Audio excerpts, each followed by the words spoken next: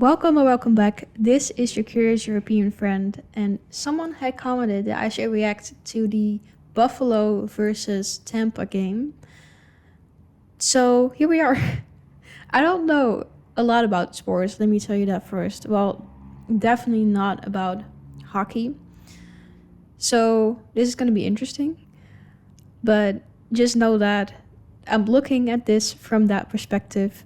So let's just go ahead and see. I think they said that this is one of the craziest games that has happened so far this year. So, or even longer in years. So let's go ahead and see what this is about.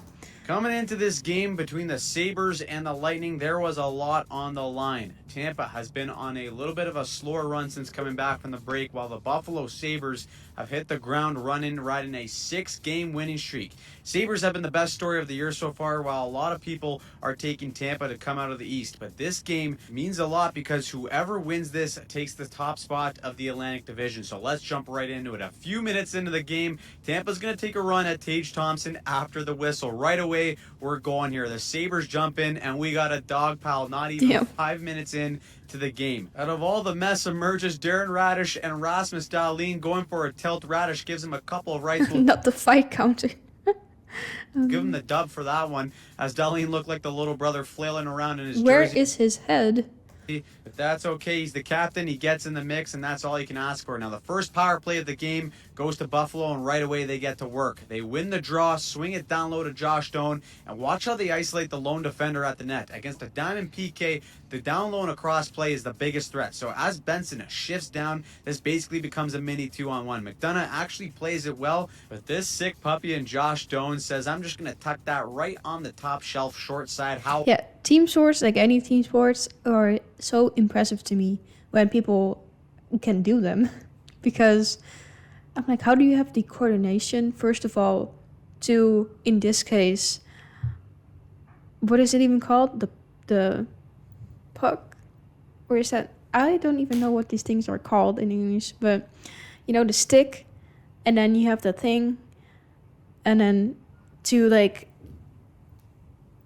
skate around with that and then catch it. I guess that's their whole, like, job. So it makes sense that they're good at it. But if I speak for myself, I am not athletic in that sense. So it is always really impressive to me when I see plays like that, and just like not even them just being able to do it on their own, but then kind of like having this unspoken communication of like, okay, I'm gonna shoot this to you and you're gonna catch it, and then they actually do it.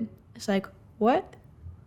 Area 1-0 Sabres on the power play. Hot start, and it gets even hotter. Not even a minute later, Scott Sabourin decides he wants to drop the mitts with Sam Carrick, the new Sabre acquired at the deadline. They throw them down, exchange a couple, and Sabourin says, let's go here. These guys hate each other because the next shift, Johansson covers the puck and Krebs just starts hacking at him. Yeah, that's rule number 1, pal. You can't do that, and here we go again. Another dog pal. You got guys on the bottom of the scrum throwing punches at each other. It's complete mayhem, and the Stripes are sweating their balls off trying to keep things under control. Finally, they start pulling guys out to go to the box. They think it's over, and then Hagel goes back at Krebs, and they decide to drop the gloves for real. Hagel gets him down and starts chucking fists at him while Krebs is on the ice. You don't do that unless you absolutely hate each other, and these guys truly do. Not even 10 minutes into this game, and Tampa only has 8 guys left on the bench, and that's because all of them are sitting in the penalty box. So the first period is on crack. Fantastic stuff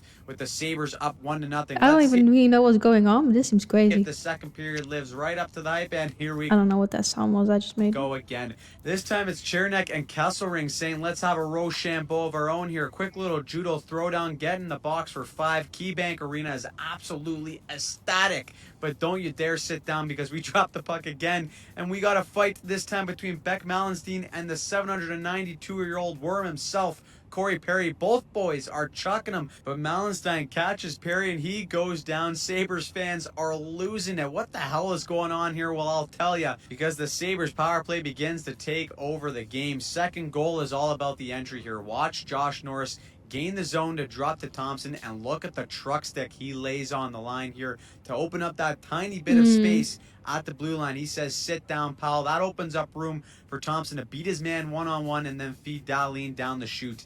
And Dahlin turns into a sleazy salesman. Don't believe a damn thing this guy is showing you or selling you.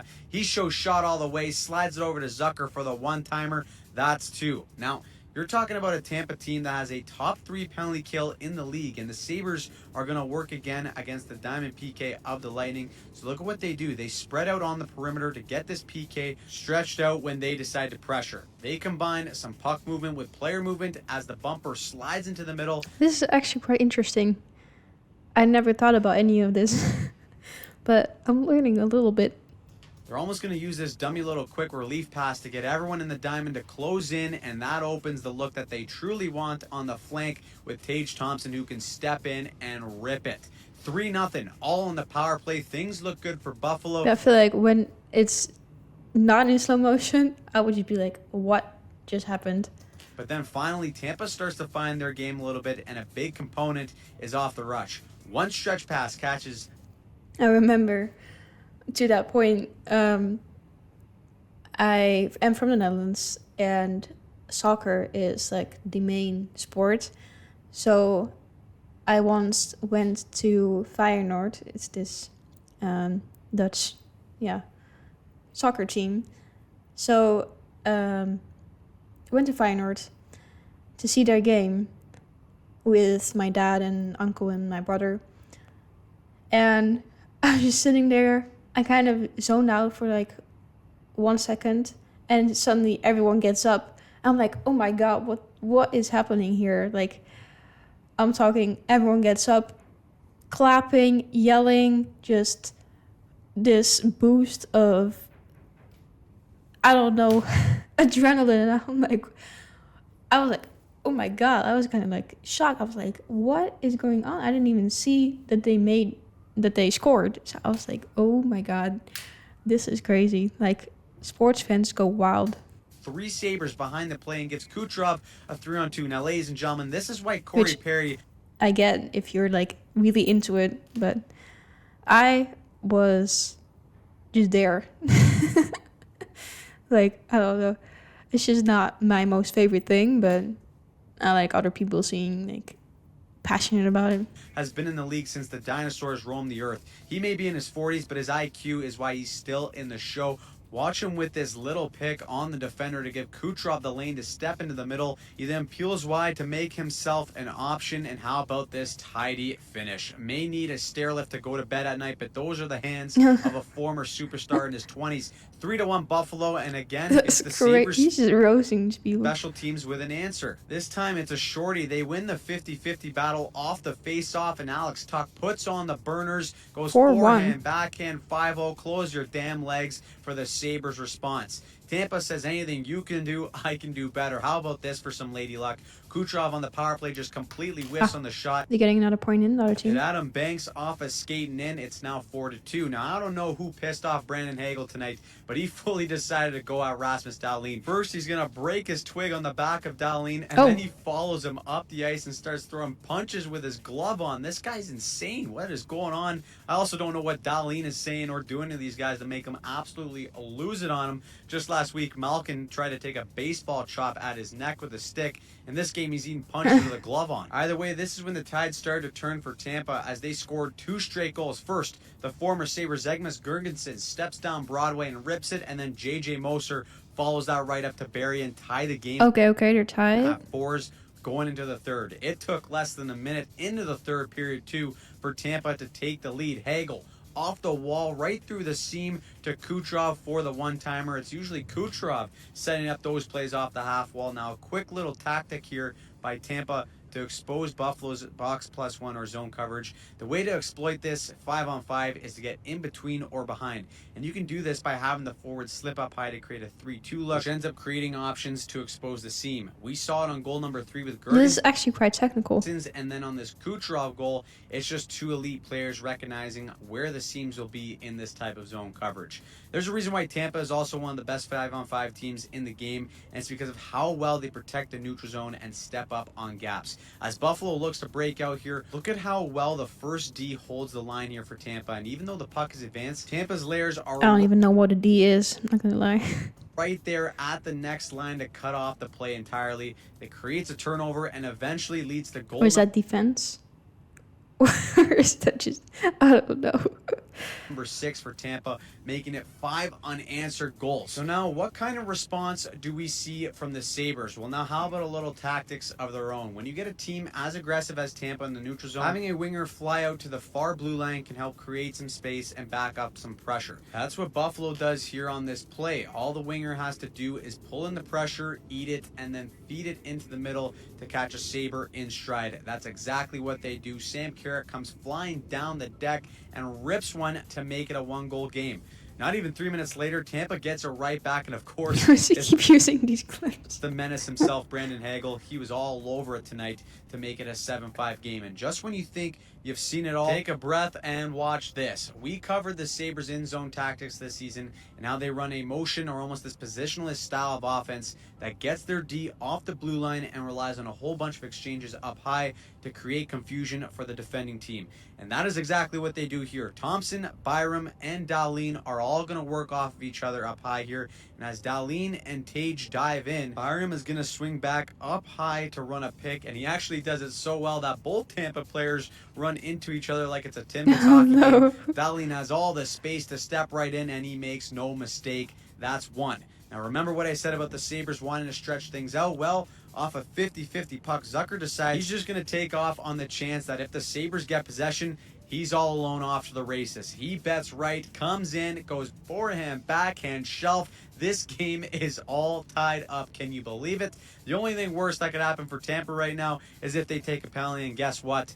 They do. Sometimes you got to be good to be lucky and lucky to be good, but it is really good fundamentals here from the Sabres power play that creates their own luck. They go low to high, and look at how both the bumper and the net front presence gets in the eyes of the goalie to create 2 layers for him to try and see through traffic. Look, he even gets around the first body, and he's like, are you kidding me? There's another caboose right in the way. He stands no chance of seeing this puck. It goes off the iron, bounces to Josh Doan, and he buries to give Buffalo an 8-7 lead. Absolute chaos. The KeyBank Arena is going wild. The Sabres are able to hold on, but not without the game ending in a complete circle. Is that kind of common to have the teams in hockey score like that many points? Or is this like extraordinary? In a scrum, but it doesn't matter because the Sabres get their 7th win in a row to take over the first spot in the Atlantic, and it's a standing ovation in Buffalo in what was the game of the year so far. It ends with a total of 15 goals scored, 5 fights, and over 100 penalty minutes in what was a total throwback of a game to the 70s and 80s. But personally, Wait, how long is a game then? what I loved most about this game is that Buffalo never backed down. If you remember a couple years ago, they were accused of being soft and not having enough pushback when defending teammates. But you can see the maturity and growth from this core, and when they play for each other, this is the end product. It has been 15 years since the Sabres have tasted playoff hockey, and this barn is going to be an absolute zoo when they finally see their team back in the dance. This could potentially be a playoff series, and if it is, buckle up. Because if it's anything like this game, we are in What just happened? when they finally see their team back in the dance. This could potentially be a playoff series, and if it is, buckle up. Because if it's anything like this game, we are in for a war. So, what do you think of the Buffalo Sabres this season? Do you think they could be the team to come out of the East? Let me know in the comments down below. Yeah, I can't say anything about that. I've never even watched the game. But, stop. But this was a crazy ride. Half of the time, I did not know what was going on. But I did enjoy the commentary, and I think just a tiny bit about the tactics used and stuff. But yeah, it was more just of a fun video. I hope you liked it too. Thank you for recommending, and I hope to see you next time.